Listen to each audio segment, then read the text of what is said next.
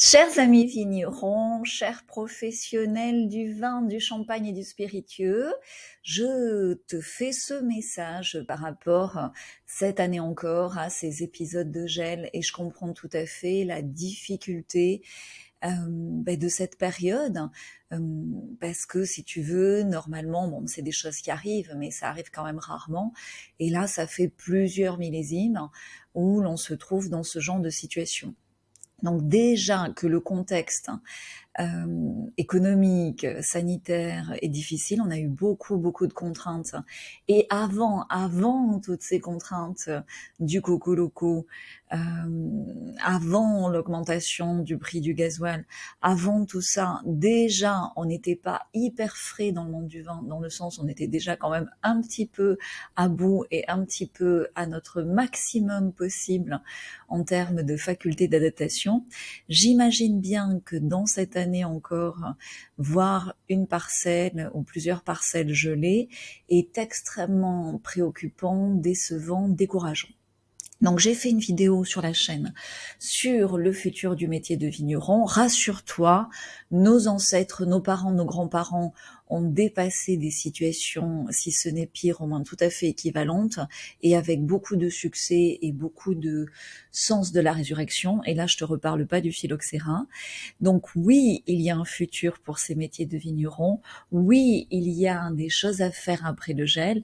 Et la première des choses à faire étant de se simplifier la vie, d'en profiter pour effectuer des changements qui s'imposent, et tout simplement pour évidemment mieux vendre son vin, son champagne et son spiritueux, mais surtout en faisant des actions beaucoup plus simples, en utilisant aussi certaines automatisations, tout simplement pour libérer du temps, pour libérer de l'énergie.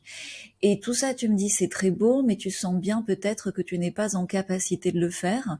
Alors oui, ça demande un accompagnement, ça demande une aide et des outils concrets, un mode d'emploi en quelque sorte.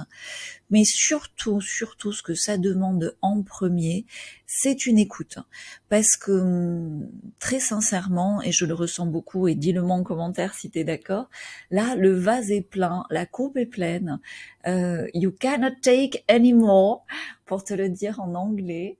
Donc c'est tout à fait normal de se sentir, tu sais, ça pleure pas un vigneron, mais tu vois, tu sens que ça monte.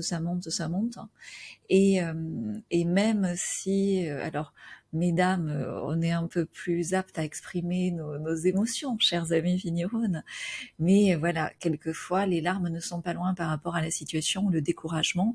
Et ce que je peux te dire, pour être passé beaucoup par ce genre d'étapes, et on n'a jamais fini d'y passer, c'est là où se cachent les cadeaux de ta plus belle résurrection.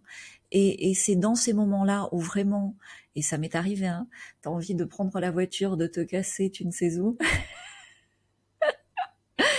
et c'est à ce moment-là que tu vas avoir le déclic, que tu vas avoir cette transformation qui te permet de passer à l'étape suivante, qui bien sûr va solutionner ce que tu n'aimes pas du passé et t'amener à ce que tu veux dans le futur, mais tout en te permettant de le faire simplement pas à pas, avec des actions simples au présent.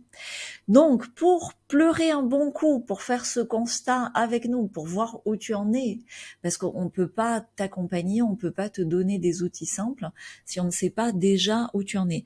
Je mets en place quelques rendez-vous, je vais mettre le lien en dessous. C'est des sessions stratégiques, c'est vraiment pour voir et entendre aussi tes difficultés actuelles, pour voir où tu en es et voir ce qu'on peut mettre en place avec toi, ou déjà ce que tu peux mettre en place toi, pour aller mieux. C'est la base, parce que la première ressource écologique de ton vignoble, c'est toi. À très vite en rendez-vous. Ciao.